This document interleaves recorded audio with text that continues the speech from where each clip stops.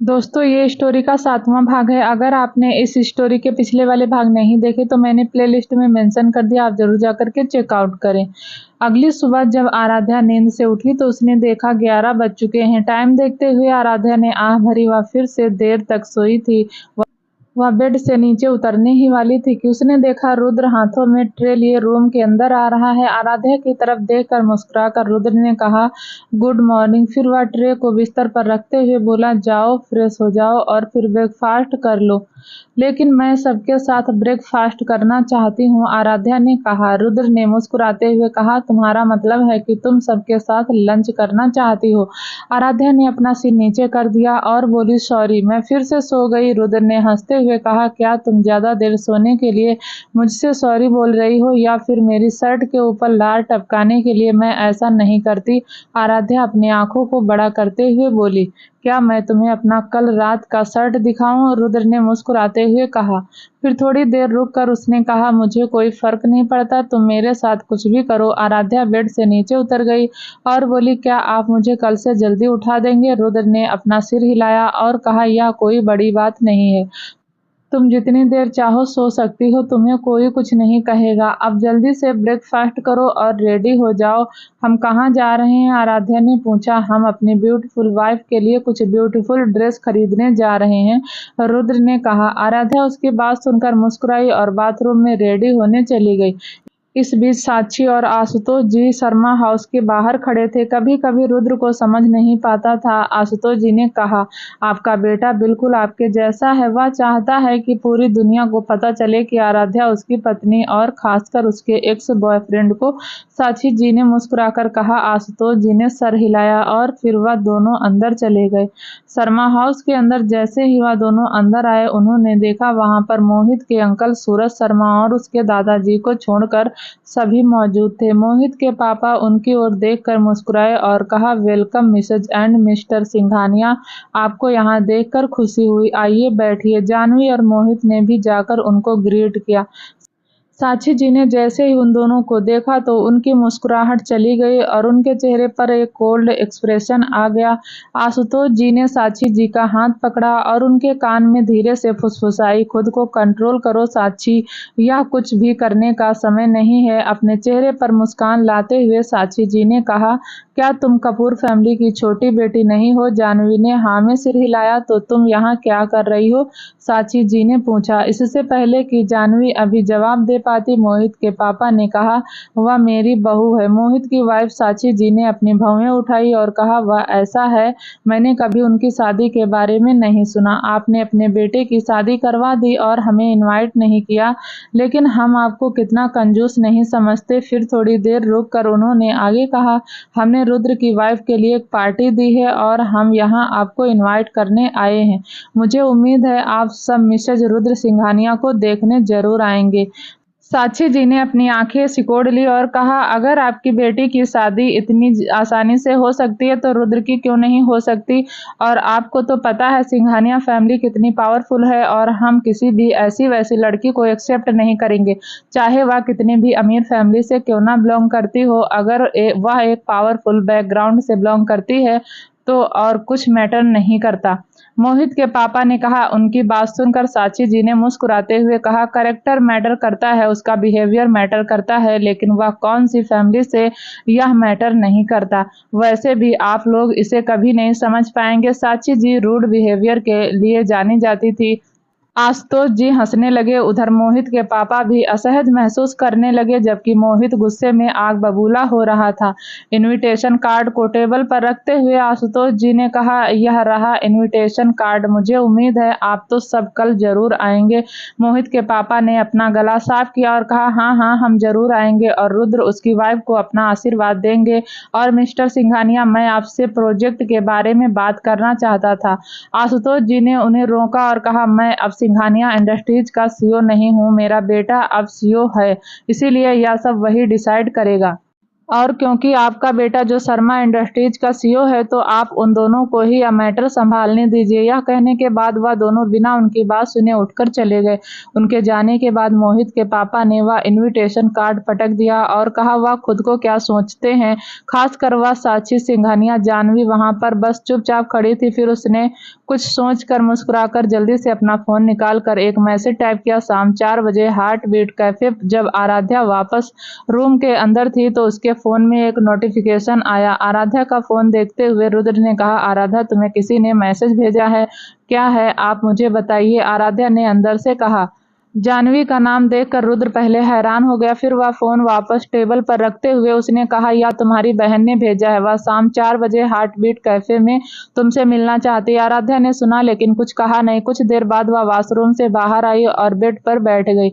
आराध्या की तरफ जूस का गिलास बढ़ाते हुए रुद्र ने कहा, तुम्हारे खाने के बाद हम निकलेंगे और शॉपिंग के बाद मैं तुम्हें कैफे के बाहर छोड़ दूंगा। उसकी बात सुनकर आराध्या ने सिर हिलाया। ब्रेकफास्ट करने के बाद आराध्या और रुद्र नीचे आए। जब आराध्या ने देखा कि घर में कोई नहीं है तो उसने पूछा, सब कहाँ गए? सब पार्टी के लिए बिजी हैं, रुद्र ने कहा। आराध्या ने आह भरी और कहा, हर कोई कुछ ना कुछ कह रहा है और मुझे देखो मैं अभी सो रही हूँ। रुद्र ने हंसते हुए कहा, पहली बात तो तुम दुल्हन हो और यह पार्टी तुम्हारे लिए है और कल तुम्हें सबसे खूबसूरत दिखना है और इसके लिए तुम्हें आराम करना जरूरी है। उसकी बात सुनकर आराध्या मुस्कुराई और फिर दोनों कार में बैठ गए। खिड़की से बाहर देखते हुए आराध्या को महसूस हुआ वह शॉपिंग मॉल नहीं जा रहे थे। रुद्र की ओर मुड़ते हुए उसने पूछा, क्या हम शॉपिंग मॉल नहीं जा रहे हैं? रुद्र ने मुस्कुराते हुए कहा, मैं तुम्हें कहीं और ले जा रहा हूँ। आराध्या पूछना चाहती थी कि वह कहाँ जा रहे हैं, लेकिन उसने खुद को कंट्रोल किया। कुछ देर बाद एक बड़े गेट के सामने आराध्या की ओर अपना हाथ बढ़ाकर रुद्र ने कहा, चलो चलें। रुद्र का हाथ पकड़कर आराध्या कार से नीचे उतरी। शॉप का लोगो देखकर उसकी आंखें फटी की फटी रह गई। यह फेमस ब्रांड हिम एंड हर था। यह एक सुपर ब्रांडेड शॉप थी जहां की चीजें बहुत एक्सपेंसिव होती थी। इस शॉप की एक नॉर्मल स्कार्फ की कीमत भी 1 लाख से ऊपर थी। हालांकि वह एक अमीर परिवार से थी, लेकिन फिर भी उसने कभी इस शॉप की ड्रेस नहीं पहनी थी। आराध्या को कभी भी ब्रांडेड कपड़ों पर अपना पैसा बर्बाद करना पसंद नहीं था और इसके अलावा हिम एंड हर अपने कपल आउटफिट और वेडिंग ड्रेस के लिए फेमस स्थान था। हिम एंड हर की कई सारी शॉपिंग मॉल मुंबई में मौजूद थी, लेकिन रुद्र उसे मेन स्टोर पर लाया था। जैसे ही वह दोनों शॉप के अंदर आए, एक लड़की जो लगभग आराध्या की उम्र की ही थी, वह दौड़ती हुई उनकी ओर आई और रुद्र को अपने गले लगा लिया। रुद्र भी उसे देखकर मुस्कुराया और उसे वापस गले लगा लिया। यह सब देखकर आराध्या की आंखें बड़ी हो गई। आराध्या की ओर इशारा करते हुए उस लड़की ने पूछा, क्या वह? रुद्र ने सिर हिलाया। आराध्या के पास आते हुए वह लड़की एक्साइटमेंट में बोली, भाभी आप सच में बहुत ब्यूटीफुल हो। कोई डाउट नहीं है कि मेरा भाई आप पर लट्टू हो गया था। रुद्र ने अपना गला साफ किया और कहा, आराध्या या अंशिका है, वह मेरी छोटी बहन है और वह हिम एंड हर की ऑनर भी है। रुद्र की बात सुनकर आराध्या ने अपनी आंखें चौड़ी कर ली। अंशिका ने हंसते हुए कहा, आप चौंक गई ना भाभी? हाँ, मैं इस शॉप की ऑनर हूँ, लेकिन आपके हस्बैंड के बिना यह सब पॉसिबल नहीं था। Is my angel. जब वह सब आपस में बात कर रहे थे तभी उन्हें एक प्यारी सी आवाज सुनाई दी, रुद्र मामा। आराध्या ने अपना सर उठाकर आवाज की दिशा की ओर देखा। एक छोटा लड़का दौड़ता हुआ रुद्र की ओर आया और उसकी गोद में उठकर उसके गाल पर किस कर लिया। रुद्र ने मुस्कुराते हुए उसे वापस किस किया और कहा, तो चैंप सब कैसा चल रहा है? और फिर वह उसे गुदगुदी करने लगा। हाँ हाँ मामू प्लीज स्टॉप मामू, छोटा लड़का हंसते हुए बोला। आराध्या ने जब रुद्र को उस छोटे लड़के के साथ खुशी से खेलते हुए देखा तो उसके होंठों पर मुस्कान आ गई। अंशिका रुद्र के पास गई और उस लड़के को अपनी गोद में लेते हुए बोली, भाभी या मेरा बेटा अच्युत है, मामी बहुत ब्यूटीफुल है। आराध्या मुस्कुराई और अच्युत के गालों पर किस करते हुए बोली, और अच्युत भी बहुत हैंडसम है। रुद्र ने उन सभी की तरफ देखा और कहा, चलो अंदर चलते हैं। अंशिका मुस्कुराई और बोली, हाँ भाभी चलो अंदर चलते हैं, मैं आपको ड्रेसेस दिखाती हूँ, शायद आपको पसंद आए। आराध्या ने सिर हिलाया। फिर वह सब अंदर चले गए। स्टोर के अंदर जाकर आराध्या ने देखा उसने जितना सोचा था वह स्टोर उससे कहीं ज्यादा लग्जरियस था और यहाँ पर रखे गए हर एक ड्रेस बहुत गॉर्जियस था। आराध्या को देखकर अंशिका ने हंसते हुए कहा, मैंने आपके लिए जो ड्रेस सेलेक्ट किया है उसके आगे यह सारी ड्रेस कुछ भी नहीं है। फिर आराध्या का हाथ पकड़कर अंशिका ने कहा, अब चलिए मेरे साथ, मैं आपको वह ड्रेस दिखाती हूँ और आप उसे ट्राई भी कर लीजिएगा। रुद्र ने आराध्या की तरफ देखा और कहा, जाओ तुम ड्रेस ट्राई करके आओ, मैं यहाँ इंतजार कर रहा हूँ। आराध्या ने अपना सिर हिलाया और अंशिका के पीछे चली गई। रूम के अंदर जाकर आराध्या ने देखा वहां पर कपड़ों से कुछ ढका हुआ था। आराध्या का चेहरा देखते हुए अंशिका ने कहा, क्या आप अपने ड्रेस देखने के लिए रेडी हो भाभी? 1 2 और 3। जैसे ही अंशिका ने कपड़ा उठाया, आराध्या की आंखें उस ड्रेस को देखकर चमक उठी। यह डीप नेक पीच कलर का बैकलेस गाउन था जिस पर खूबसूरती से डिजाइन की गई थी। तो क्या आपको यह पसंद है भाभी? अंशिका ने पूछा। आराध्या ने आह भरी गाउन को छूते हुए उसने कहा, यह खूबसूरत है, मुझे ऐसा लगता है कि मैं इतनी खूबसूरत कपड़ों के लायक नहीं हूँ। उसकी बात सुनकर अंशिका ने हंसते हुए कहा, भाभी आप पागल हो, यह ड्रेस खास आपके लिए बनाई गई है, आप इसे ट्राई क्यों नहीं करती? आराध्या ने सिर हिलाया और ड्रेस लेकर वह ट्रायल रूम के अंदर चली गई। कुछ मिनटों के बाद जब वह गाउन पहनकर ट्रायल रूम से बाहर आई तो अंशिका उसे एकटक देखने लगी। अंशिका को देखते हुए आराध्या ने पूछा, मैं कैसी लग रही हूँ? तो अंशिका ने मुस्कुराते हुए कहा, आप बहुत खूबसूरत लग रही हो। आराध्या मुस्कुराई और कहा, मुझे लगता है इसमें थोड़ी फिटिंग की जरूरत है। फिटिंग करने में टाइम लगने वाला था, इसीलिए अंशिका और आराध्या बैठकर कॉफी पीने लगी थी। भाभी आपकी मैरिज लाइफ कैसी है? अंशिका ने पूछा। कप को टेबल पर रखते हुए आराध्या ने जवाब दिया, अब तक यह अच्छी है। आराध्या का हाथ पकड़ते हुए अंशिका ने कहा, आपने ग्रेट पर्सन से शादी की है और वह आपको बहुत खुश रखेंगे। आराध्या उसकी ओर देखकर मुस्कुराई और कहा, स्टार्टिंग में तो सब कुछ अच्छा होता है लेकिन कुछ टाइम बाद सब कुछ बदल जाता है, लेकिन तुम्हें तो यह पता होना चाहिए। आराध्या की बात सुनकर अंशिका ने कुछ नहीं कहा, बस उसके होंठों पर एक दर्द भरी मुस्कान आ गई। क्या हुआ, मैंने कुछ गलत कहा? आराध्या ने पूछा। अंशिका ने अपना सिर हिलाया और कहा, नहीं भाई, आपने कुछ गलत नहीं कहा, इसमें आपकी कोई गलती नहीं है, मेरी लाइफ ही कॉम्प्लिकेटेड है। क्या मतलब? आराध्या ने पूछा। अंशिका ने एक गहरी सांस ली और कहा, अक्षित के पापा नहीं है, मैं एक सिंगल मदर हूँ। फिर कुछ देर रुककर उसने आगे कहा, मैं एक अनाथ आश्रम में रहती थी। जब मैं 18 साल की हुई थी तो वहां से एक अपार्टमेंट में शिफ्ट हो गई और मैं एक कंपनी में डिजाइनर की जॉब करती थी। सब कुछ सही चल रहा था, लेकिन अचानक एक दिन उस अपार्टमेंट के मालिक के बेटे ने मेरे अपार्टमेंट में घुसकर मेरा रेप किया। बोलते बोलते वह चुप हो गई। आराध्या ने सुना तो उसे बहुत बुरा लगा और उसने उसका हाथ पकड़ा और कहा, कोई बात नहीं, अगर तुम इसके बारे में बात नहीं करना चाहती। अंशिका मुस्कुराई और कहा, हम अब एक फैमिली हैं तो आपको इस बारे में जानना चाहिए। अगले दिन जब मैंने इसके आगे केस करने की कोशिश की तो उन्होंने मुझे यह कहते हुए घर से बाहर निकाल दिया, मैं एक फ्लर्ट थी जो उनके इनोसेंट बेटे को फंसाने की कोशिश कर रही थी। अचानक मेरी जिंदगी बदल गई, मेरे साथ जबरदस्ती हुई और मुझे घर से भी निकाल दिया गया। जब यह खबर पूरे शहर में फैल गई, मैंने अपने ऑनर के बेटे को सेड्यूस करने की कोशिश की तो मुझे नौकरी से भी निकाल दिया गया। मैं अंदर से टूट गई थी और जब मैं उस दिन सड़क पर चल रही थी तो मेरा एक्सीडेंट हो गया। वह थोड़ी देर रुकी और बोली, जब मैंने अपनी आंखें खोली तो मैं एक हॉस्पिटल में थी। अपनी आंखें खोलने के बाद मैंने पहले जिस इंसान को देखा वह थे रुद्र भैया। जिस कार ने मुझे टक्कर मारी थी वह मुझे सड़क पर छोड़ गई थी। उसके बाद रुद्र भाई ही मुझे हॉस्पिटल लाए थे। फिर उसने मुस्कुराते हुए कहा, आप जानती हैं भाभी, सिंघानिया फैमिली से मिलने के बाद मुझे समझ में आया कि एक फैमिली होना कितना इम्पोर्टेंट है। माँ ने मेरा बहुत ख्याल रखा, वह चाहती थी कि मैं सिंघानिया पैलेस में रहूं, लेकिन मैंने जोर दिया कि मैं बाहर रहना चाहती हूँ। भैया ने ही मेरे लिए सब कुछ अरेंज किया।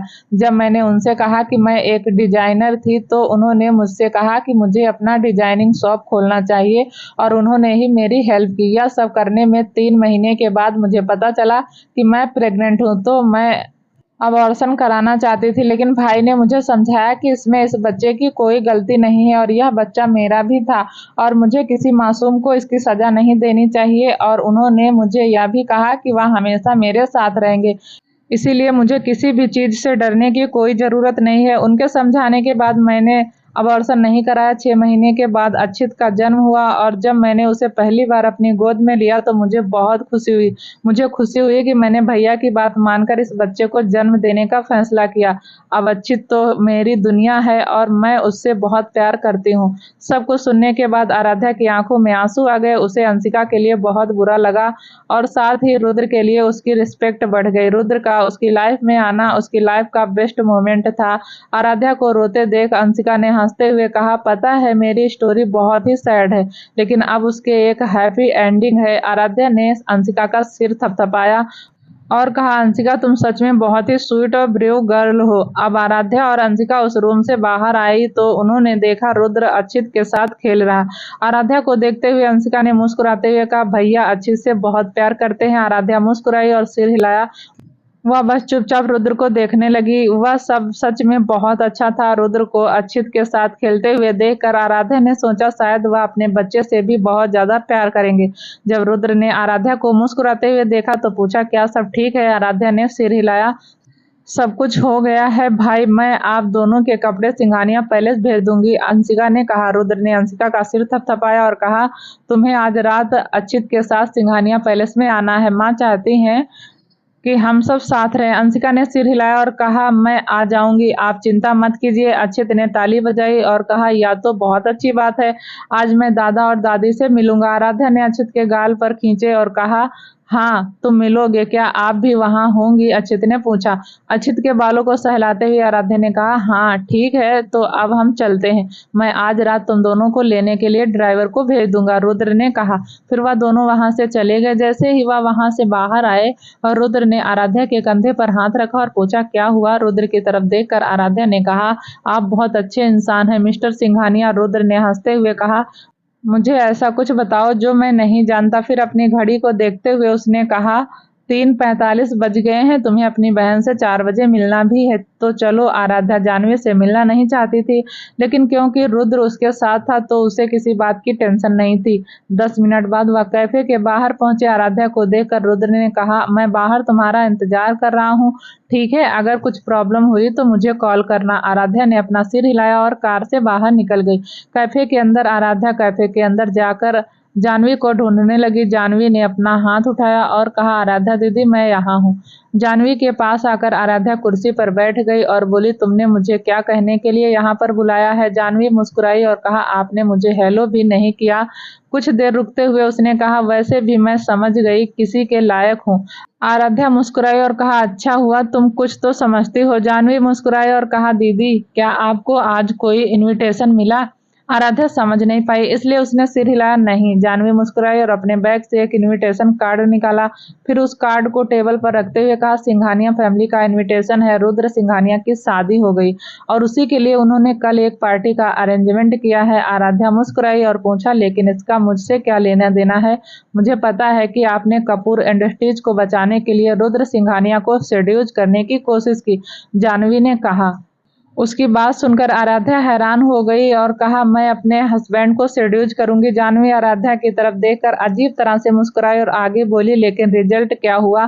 देखिए रुद्र सिंघानिया ने शादी कर ली और आपको इनवाइट भी नहीं किया। उसके साथ सोने के बाद आपने क्या सोचा था कि वह आपको अपनी पत्नी बनाएगा? उन जैसे लोगों के पास ऐसी बहुत सारी लड़कियां हैं जिनके साथ वह एक रात बिताकर छोड़ देते हैं। आराध्या ने अपनी आंखें घुमाई और कहा, get to the point. Janvi ने मुस्कुराते हुए कहा, रुद्र सिंघानिया अब मैरिड है इसीलिए उसे सेड्यूस करना बंद कीजिए। मुझे पता है आप अभी भी मोहित से प्यार करती हैं लेकिन वह मेरा हस्बैंड है। आपको पता है अगर आप एक मैरिड इंसान के साथ रिलेशनशिप में रहेंगी तो लोग आपको क्या कहेंगे? रखेल, इससे हमारी फैमिली की क्या इज्जत होगी? सुनकर आराध्या ने अपने मन में सोचा, क्या रखेल मैं उसकी पत्नी हूँ? लेकिन वह मुस्कुराई और कहा, कौन सी फैमिली? कैसी फैमिली? मिसेस शर्मा मैं आपको बता दूं कि अब आप कपूर फैमिली का हिस्सा नहीं है। उसकी बातों को नजरअंदाज करते हुए जानवी ने कहा, क्या आपको पता है वाइफ के पास जो चीज होती है वह एक रखेल के पास कभी नहीं होती। यह देखिए मोहित ने मुझे यह रिंग गिफ्ट की है। जानवी ने अपने हाथों में पहनी हुई रिंग आराध्या को दिखाते हुए बोली। अपनी बहन की बातें सुनकर आराध्या का चेहरा थोड़ा उदास हो गया क्योंकि उसके पास कोई भी रिंग नहीं थी। जानवी से कुछ कहना नहीं चाहती थी क्योंकि वक्त आने पर उसे खुद भी पता चल जाएगा कि वह कौन है। लेकिन वह रुद्र से नाराज थी क्योंकि उसने कभी भी उसे एक वेडिंग रिंग नहीं दी थी। वह जानती थी कि वह ऑफिशियली रुद्र की वाइफ है, लेकिन जानवी की बातें उसे बहुत बुरी लग रही थी और उसे गुस्सा भी आ रहा था। आराध्या के चेहरे के एक्सप्रेशन देखकर जानवी के होठों पर मुस्कान आ गई। आराध्या के हाथ पर अपना हाथ रखते हुए जानवी ने कहा, कोई बात नहीं, और हाँ, एक बात याद रखें, आप कभी भी सिंघानिया फैमिली का हिस्सा नहीं बन सकती। आप इसके लायक नहीं हैं। अपनी सीट से उठते हुए जानवी ने कहा, क्योंकि अब आप जानती हैं कि रुद्र सिंघानिया की शादी हो चुकी है, इसलिए उसके छोटे भाई को सेड्यूस करने की कोशिश मत करना। यह कहने के बाद जानवी कैफे से निकल गई। जब रुद्र ने जानवी को कैफे से बाहर निकलते देखा तो वह बैठकर आराध्या का इंतजार करने लगा। कुछ मिनट बाद जब आराध्या कैफे से बाहर नहीं आई तो रुद्र परेशान हो गया। आराध्या के साथ कुछ गलत होगा यह सोचकर वह जल्दी से अपनी कार से नीचे उतरा और कैफे के अंदर चला गया। अंदर जाकर उसने जब आराध्या को बैठे देखा तो उसकी सांसों में सांस आई। आराध्या के पास जाकर रुद्र ने कहा, तुम अभी भी यहाँ क्यों बैठी हो? लेकिन आराध्या ने कोई जवाब नहीं दिया और रुद्र ने अपनी भौहें उठाई। क्या हुआ आराध्या? लेकिन आराध्या अभी भी चुप थी। आराध्या को हिलाते हुए रुद्र ने कहा, उसका हाथ पकड़ा और कहा, क्या हुआ आराध्या, क्या उसने तुम्हें हर्ट किया? आराध्या ने अपने हाथ से उसका हाथ हटाया और कैफे से बाहर निकल गई। रुद्र हैरानी से उसे जाते हुए देख रहा था। उसे समझ में नहीं आ रहा था कि आराध्या इतनी अजीब बिहेव क्यों कर रही थी। फिर वह भी चुपचाप कैफे से बाहर निकल आया। रुद्र बाहर आया तो उसने देखा आराध्या पहले से ही कार में बैठी है, तो वह भी कार में बैठ गया और ड्राइवर से कार स्टार्ट करने को कहा। आराध्या को देखते हुए रुद्र ने पूछा, तुम कहाँ जाना चाहती हो? कोई जवाब नहीं मिला। आराध्या, कम से कम मुझे बताओ क्या हुआ? रुद्र ने पूछा। कोई जवाब नहीं मिला। रुद्र को अब यह सोचकर गुस्सा आ रहा था कि उसकी वाइफ उससे बात क्यों नहीं कर रही। ड्राइवर ने रुद्र की ओर देखा और पूछा, कहाँ जाना है सर? रुद्र ने एक नज़र आराध्या की ओर देखा और कहा, घर। पूरे रास्ते के दौरान आराध्या खामोश थी। रुद्र अब आराध्या के लिए परेशान होने लगा। उसने सोचा, जब वह कैफे के अंदर गई थी तब तो ठीक थी, उसे अचानक क्या हो गया? जब वे सिंघानिया पैलेस पहुंचे तो आराध्या जल्दी से कार से उतर गई और अंदर चली गई। रुद्र ने एक गहरी सांस ली और ड्राइवर से पूछा, क्या तुम मैरिड हो? ड्राइवर ने अपना सिर नीचे किया और कहा, नहीं सर। अब सूट का बटन बंद करते हुए रुद्र ने कहा, फिर कभी शादी मत करना। लड़कियों को समझाना बहुत मुश्किल है और अपनी वाइफ को भी तो और भी मुश्किल। ड्राइवर ने सीरियस एक्सप्रेशन के साथ सिर हिलाया। उसकी बात सही थी। अगर रुद्र सिंघानिया भी अपनी वाइफ के सामने हेल्पलेस था तो वह तो सिर्फ एक ड्राइवर था। जब रुद्र रूम के अंदर आया तब आराध्या बेड पर बैठी थी। उसकी ओर बढ़ते हुए रुद्र ने पूछा, क्या तुम मुझ पर गुस्सा हो? नहीं, आराध्या ने जवाब दिया। फिर क्या हुआ? तुम मेरे साथ ऐसा बिहेव क्यों कर रही हो?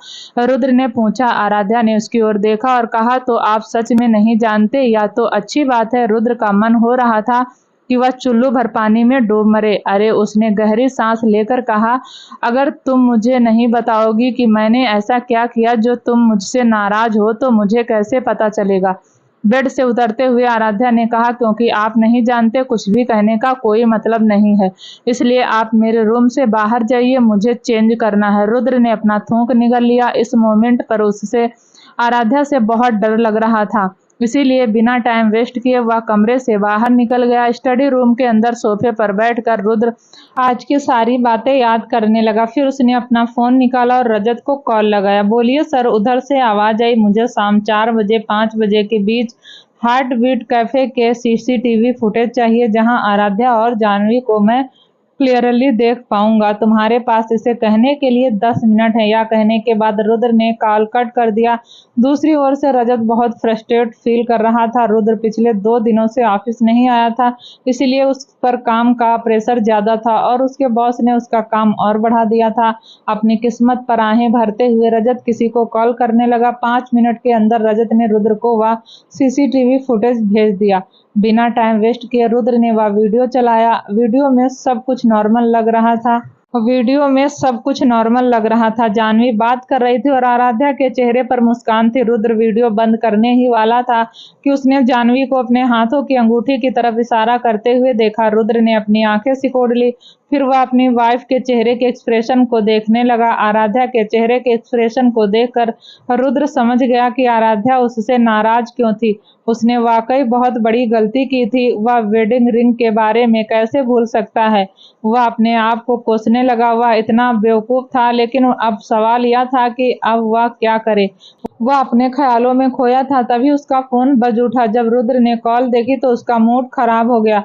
या उसके असिस्टेंट की गलती थी? हाँ, या रजत की ही गलती थी। रजत उसका असिस्टेंट था और उसका काम था कि अगर रुद्र कुछ भूल जाए तो उसे याद दिलाना। कॉल उठाते हुए रुद्र ने कहा, तुमने मुझे यह याद क्यों नहीं दिलाया कि मुझे अपनी वाइफ के लिए वेडिंग रिंग लेना है? तुम इतना लापरवाह कैसे हो सकते हो? लगता है तुम्हें अपनी जॉब पसंद नहीं आ रही। इस महीने तुम्हें कोई भी छुट्टी नहीं मिलने वाली, और अगर तुमने 10 मिनट के अंदर मुझे कोई आइडिया नहीं दिया तो 6 महीने के लिए तुम्हें कोई भी बोनस नहीं मिलेगा। यह कहने के बाद उसने बिना कुछ सुने कॉल कट कर दिया। रजत को समझ नहीं आ रहा था कि उसे हंसना चाहिए या रोना चाहिए। क्या रुद्र अपनी वेडिंग रिंग के बारे में भूल नहीं गया था, लेकिन वह उस पर क्यों इल्जाम लगा रहा था? फिर रुद्र की बात याद करते हुए रजत सोचने लगा कि उसे आगे क्या करना चाहिए।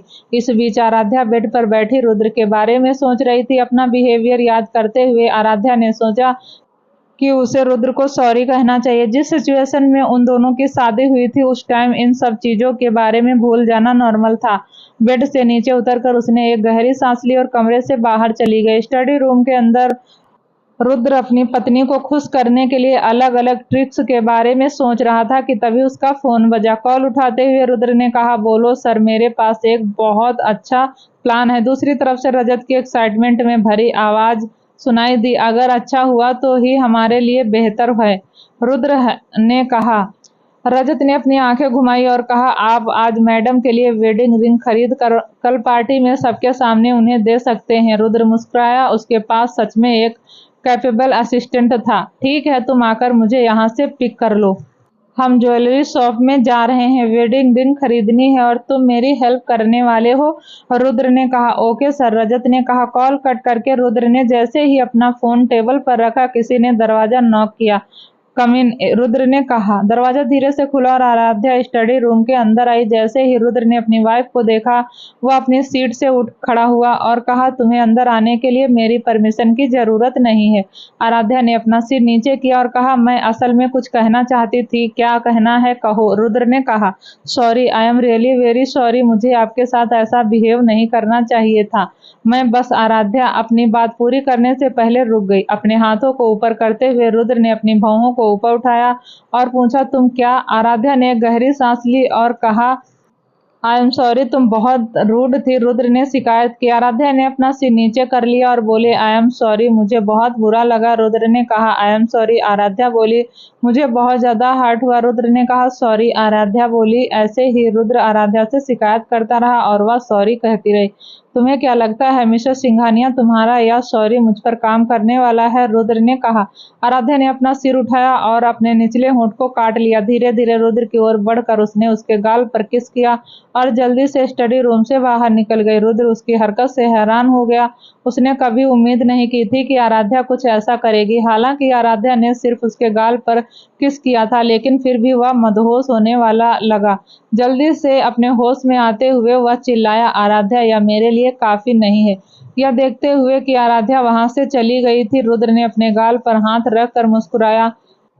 जल्द ही रजत सिंघानिया पैलेस पहुंच गया। रुद्र अपने हाथ में एक इनविटेशन कार्ड लिए कार में बैठ गया। रजत को इनविटेशन कार्ड देते हुए रुद्र ने कहा, यह तुम्हारी फैमिली के लिए है, कल उन्हें पार्टी में ले आना। मैं कल जल्दी ऑफिस जाना चाहता हूं और सिक्योरिटी चेक करना चाहता हूं। मैंने कल पार्टी के लिए तुम्हारा सूट तैयार कर दिया है। तुम होटल में अपने कपड़े चेंज कर सकते हो और तुम्हारी फैमिली के लिए कार भेज देंगे। रजत मुस्कुराया और सिर हिलाया। उसका बॉस कोल्ड जरूर था, लेकिन वह अपने आसपास के लोगों का ख्याल रखता था। मुस्कुराना बंद करो और चलो, रुद्र ने कहा। रजत की मुस्कान फीकी पड़ गई। फिर उसने ड्राइवर को कार स्टार्ट करने का इशारा किया। इस बीच सिद्धार्थ और वैशाली और कुणाल कल की पार्टी की डेकोरेशन में बिजी थे। पिंक, वैशाली बोली। नो, ब्लू, सिद्धार्थ ने कहा। तुम कलर्स के बारे में जानते ही क्या हो? मैंने कहा ना पिंक, मतलब पिंक ही होगा, वैशाली ने कहा। तुम तो ऐसे बात कर रही हो जैसे तुम कलर्स के बारे में सब कुछ जानती हो, सिद्धार्थ ने कहा। मैं एक लड़की हूँ, इसलिए मुझे पता है, वैशाली ने कहा। मैंने कहा ना blue and it's final, Siddharth चिल्लाया, पहली बात तो यह तुम्हारे ऑफिस नहीं है और न ही हम कोई बिजनेस डील कर रहे हैं, तो मुझे ऑर्डर देना बंद करो। मैंने कहा पिंक, इसका मतलब पिंक ही होगा, वैशाली बोली। उन दोनों को ऐसे देखकर कुणाल ने गहरी सांस लेते हुए कहा, ठीक है, अब आप दोनों रुक जाओ। कोई बर्थडे पार्टी नहीं है जो आप दोनों पिंक और ब्लू कर रहे हैं। यह एक रोमांटिक पार्टी है, इसलिए रेड और व्हाइट ही होगा, क्लियर? उसकी बात सुनकर सिद्धार्थ और वैशाली चुप हो गए। सिद्धार्थ को घूरते हुए वैशाली ने कहा, इडियट बिजनेसमैन, तुमसे छोटा एक लड़के का टेस्ट तुमसे बेहतर है। अरे तुम भी पिंक चाहती थी? सिद्धार्थ चिल्लाया, मैं बस देख रही थी कि तुम कितने बेवकूफ, और देखो मैं सही थी। तुम सिर्फ बेवकूफ ही नहीं, तुम्हारा टेस्ट भी खराब है। कोई हैरानी की बात नहीं है कि तुम्हारी कोई गर्लफ्रेंड नहीं है, वैशाली ने कहा। सिद्धार्थ ने अपनी आंखें सिकोड़ ली और कहा, मुझे भी कोई हैरानी नहीं है कि तुम्हारा कोई बॉयफ्रेंड नहीं है। उन दोनों को फिर से लड़ते देख कुणाल ने अपने कानों पर अपना हाथ रखा और बोला, चुप हो जाओ, आप दोनों एक जैसे हैं। अगर आप दोनों सिंगल हैं तो आप एक दूसरे को डेट क्यों नहीं करते? यह कहने के बाद कुणाल वहां से चला गया। उसके जाने के बाद सिद्धार्थ और वैशाली एक दूसरे को देखने लगे। सिद्धार्थ मुस्कुराया और पूछा, तो वैशाली ने अपनी भौहें उठाई और पूछा, तो क्या? वैशाली के पास आकर सिद्धार्थ ने कहा, कुणाल ने जो कहा वह ख्याल इतना भी बुरा नहीं है तुम्हारा। क्या ख्याल है? उसकी बात सुनकर वैशाली शर्मा गई। वह जल्दी से पीछे मुड़ी और भागने की कोशिश की, लेकिन सिद्धार्थ ने उसका हाथ पकड़ लिया और कहा, ऐसे क्यों भाग रही हो? पहले मुझे जवाब दो। वैशाली ने सिद्धार्थ की तरफ देखा और कहा, क्या मुझे सोचने के लिए कुछ टाइम मिल सकता है? सिद्धार्थ ने वैशाली का हाथ छोड़ दिया और कहा, मुझे कल पार्टी में तुम्हारा जवाब चाहिए। तुम एक लड़की को प्रपोज कर रहे हो, इसीलिए ऑर्डर देना बंद करो, इडियट। यह कहने के बाद वैशाली वहां से चली गई। सिद्धार्थ हैरान होकर अपना सिर खुजलाते हुए वहीं खड़ा रहा। ज्वेलरी शॉप, उसका कलर अच्छा नहीं है, इसका डायमंड कुछ ज्यादा ही छोटा है, बहुत सिंपल है, बहुत फैंसी है। सेल्समैन जो भी रिंग रुद्र को दिखा रहा था वह कोई ना कोई कमी निकालकर उसे रिजेक्ट कर रहा था। रजत ने रुद्र की तरफ देखा और कहा, सर, अगर आप इसी तरह सभी रिंग को रिजेक्ट करते रहोगे तो आप कभी रिंग नहीं खरीद पाएंगे। रजत को इग्नोर करते हुए रुद्र ने एम्प्लॉयर से पूछा, मुझे इस शॉप की सबसे बेस्ट रिंग दिखाओ। मुझे अपनी वाइफ के लिए सबसे यूनिक और स्पेशल रिंग चाहिए, कुछ ऐसा हो जो किसी और के पास ना हो। एम्प्लॉय ने रुद्र को देखकर मुस्कुराया और कहा, हमारे शॉप में कल एक स्पेशल रिंग आई है। लेकिन रुद्र ने अपनी आंखें खोली और पूछा, लेकिन क्या? एम्प्लॉय ने अपना सिर नीचे किया और कहा, जिस रिंग के बारे में मैं बात कर रहा हूँ उससे बाहर निकालने का परमिशन सिर्फ हमारे मैनेजर को है, लेकिन आज वह यहाँ पर नहीं है। रुद्र ने कुछ नहीं कहा, बस रजत की तरफ देखने लगा। रजत समझ गया कि बात क्या कहना चाहती है।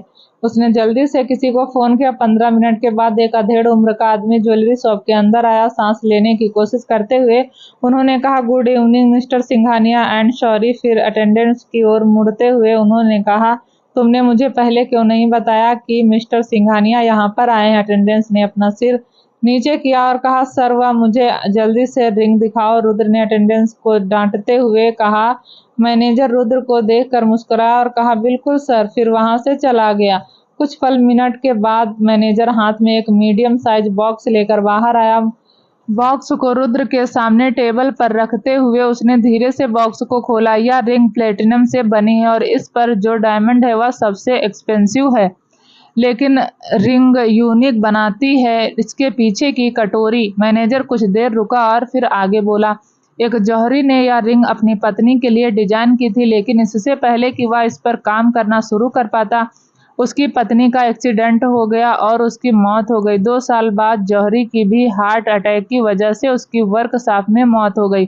पुलिस को उसकी वर्कशॉप के अंदर एक पेपर और एक इनकम्प्लीट रिंग मिली। पेपर पर रिंग का डिजाइन था जिस पर प्रीत लिखा हुआ था। उस टाइम से इस रिंग को प्रेम का प्रतीक माना जाता है। वर्ल्ड के बेस्ट ज्वेलर्स ने इस रिंग को कंप्लीट किया, जिसे करने में उन्होंने कई साल बिताए और उन्होंने इस रिंग का नाम अतिप्रीत दिया है। रुद्र को रिंग के पीछे की कहानी पसंद आई। उसे इस बात की परवाह नहीं थी कि यह एक्सपेंसिव है या नहीं। वह मुस्कुराया और कहा, मैं इसे लूंगा। मैनेजर ने एक्साइटमेंट में अपने हाथों को ताली बजाते हुए कहा, मुझे पता था कि आपको यह जरूर पसंद आएगी। आप दुनिया की सबसे एक्सपेंसिव ज्वेलरी खरीद रहे हैं, यह आपको फेमस बनाने वाली है। रिंग को अपने हाथों में लेते हुए रुद्र ने कहा, किसी को भी पता नहीं होना चाहिए कि मैंने ही यह रिंग खरीदी थी।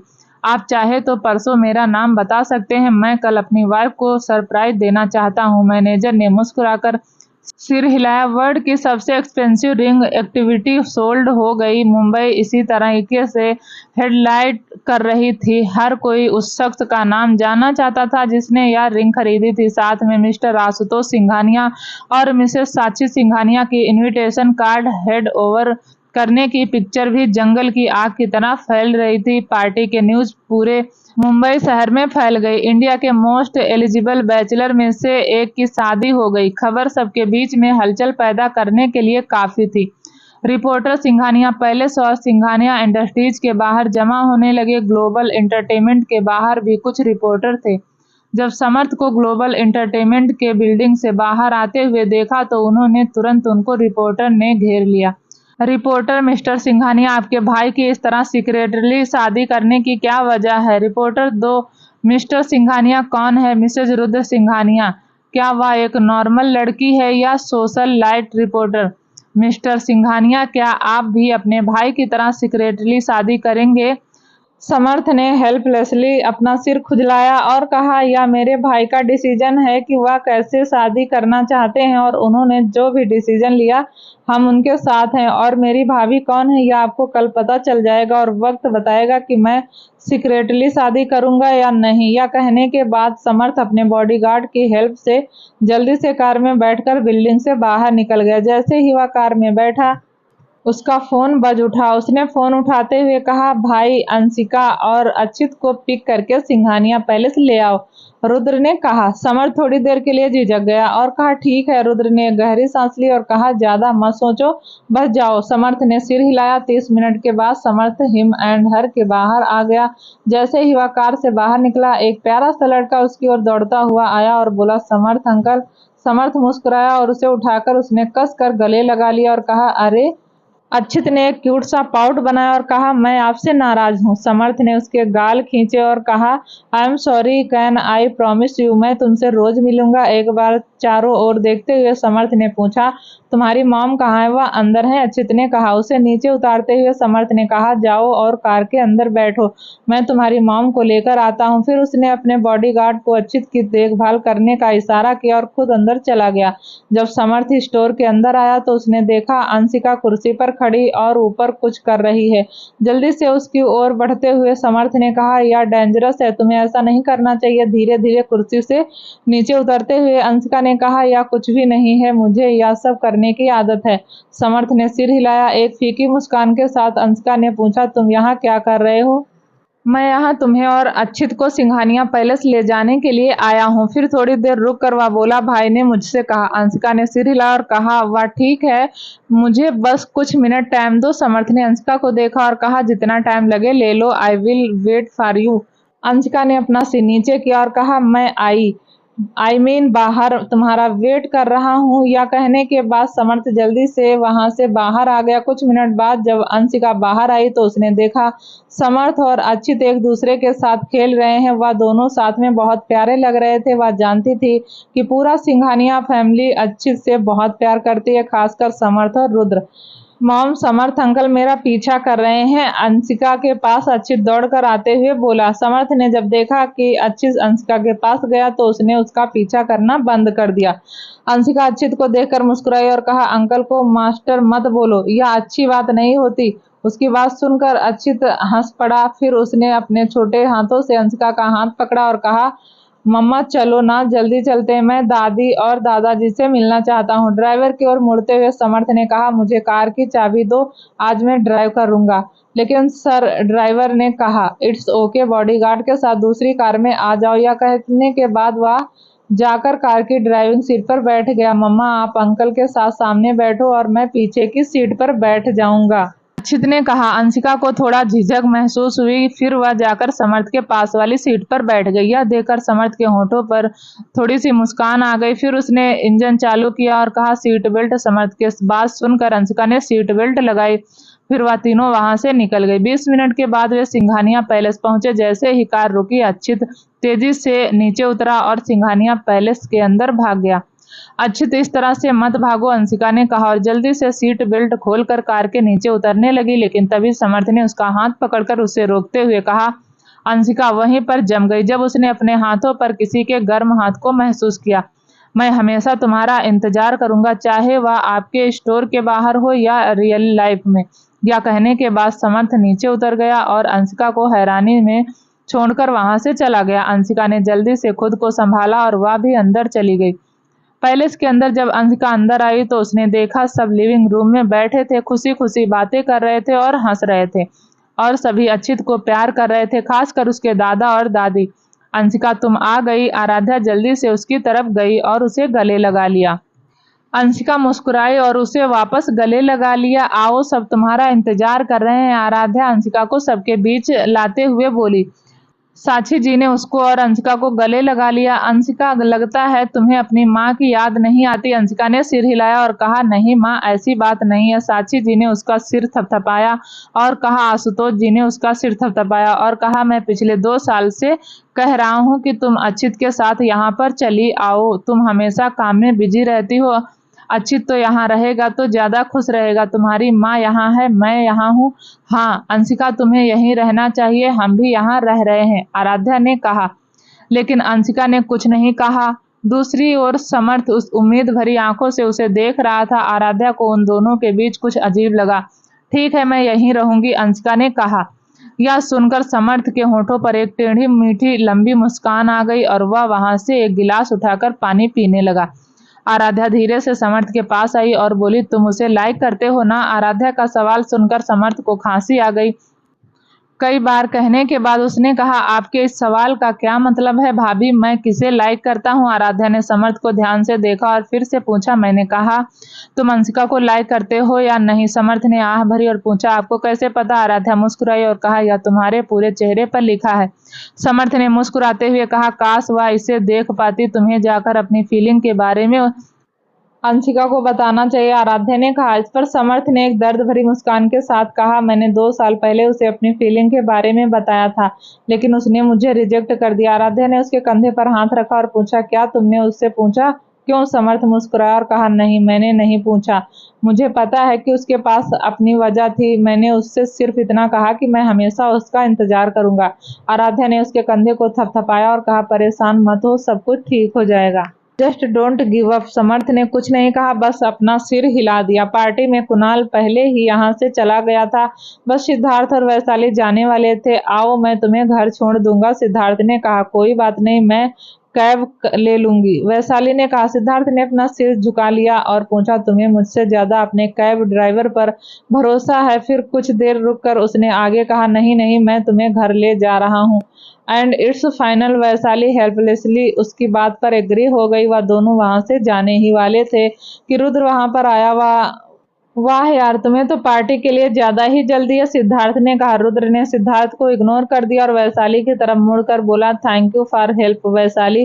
वैशाली उसकी ओर देखकर मुस्कुराई और बोली, आपको मुझे थैंक यू कहने की जरूरत नहीं, मैंने तुम्हारी फैमिली को इन्विटेशन भेज दिया है, कल उनको साथ लेकर आना, रुद्र ने कहा। उसकी बात सुनकर वैशाली मुस्कुराई और सिर हिलाया। तुम्हें घर जाने में लेट हो गया, सिद्धार्थ तुम्हें छोड़ देगा, रुद्र ने कहा। फिर सिद्धार्थ की तरफ मुड़कर वह आगे बोला, हम तुमसे बहुत नाराज हैं। तुमने उन्हें यह क्यों नहीं बताया कि तुम्हारी बहन वापस आ गई है? वह सच में तुमसे बहुत नाराज है। सिद्धार्थ ने अपना सिर को खुजलाया और कहा, मैं उन्हें बताने ही वाला था, लेकिन आज जब मॉम और डैड मल्होत्रा मेंशन गए थे इनविटेशन कार्ड देने, तब उन्होंने वहां पर कीर्ति को देखा। उसने मॉम से कहा कि तुमने उसे सिंघानिया पैलेस जाने के लिए मना किया, रुद्र ने कहा। सिद्धार्थ ने सदमे में अपनी आंखें चौड़ी की और कहा, अरे मैंने कभी ऐसा कुछ नहीं कहा। रुद्र बाहर जाने के लिए मुड़ गया और कहा, मुझे नहीं पता, तुम्हें इस बारे में अपनी बहन से बात करनी चाहिए। सिद्धार्थ ने आह भरी और कहा, चलो चलते हैं। वैशाली ने सिर हिलाया और दोनों वहां से निकल गए। कार के अंदर, वह तुम्हारी एक बहन है? वैशाली ने पूछा। सिद्धार्थ ने सिर हिलाया और कहा, हाँ, मेरी एक छोटी बहन है। तुम मुझे उससे कब मिलवाओगे? वैशाली ने कहा। वह कल पार्टी में आ रही है, सिद्धार्थ ने कहा। कुछ मिनट बाद वह दोनों आहूजा हाउस के बाहर पहुंच गए। वैशाली कार से उतरने ही वाली थी कि सिद्धार्थ ने उसका हाथ पकड़कर कहा, क्या तुम कल मेरे साथ पार्टी में चलोगी? वैशाली मुस्कुराई और बोली, ठीक है। सिद्धार्थ ने मुस्कुराते हुए कहा, फिर मैं कल तुम्हें लेने आऊंगा। वैशाली ने मुस्कुराकर सिर हिलाया और चली गई।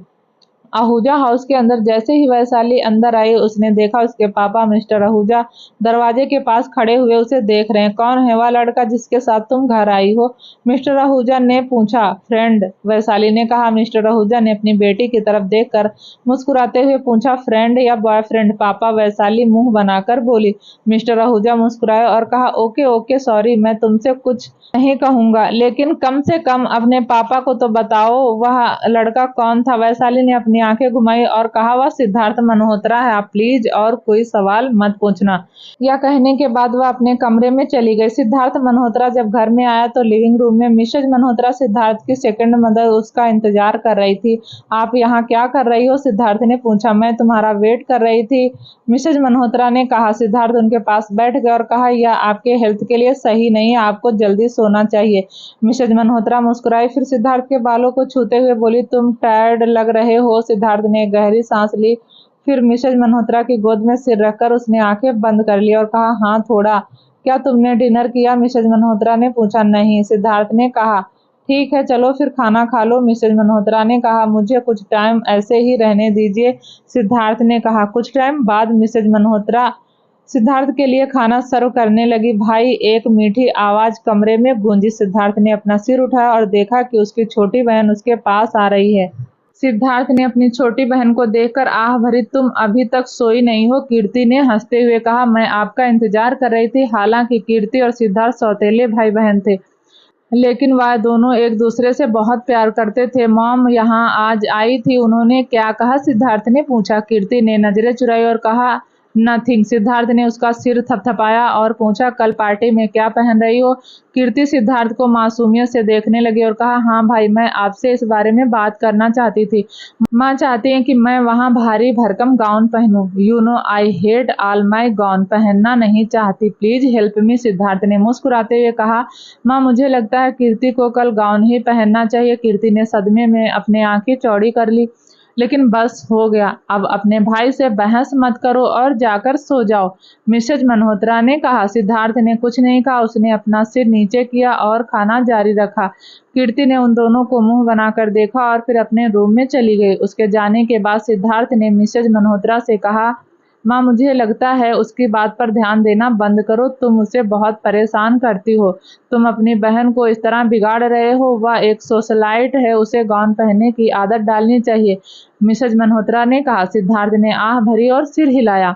क्या होगा आगे जानने के लिए प्लीज दोस्तों चैनल को लाइक, शेयर, सब्सक्राइब जरूर करें ताकि जब भी वीडियो डालें आपको नोटिफिकेशन तुरंत मिले। तब तक के लिए नमस्कार, धन्यवाद।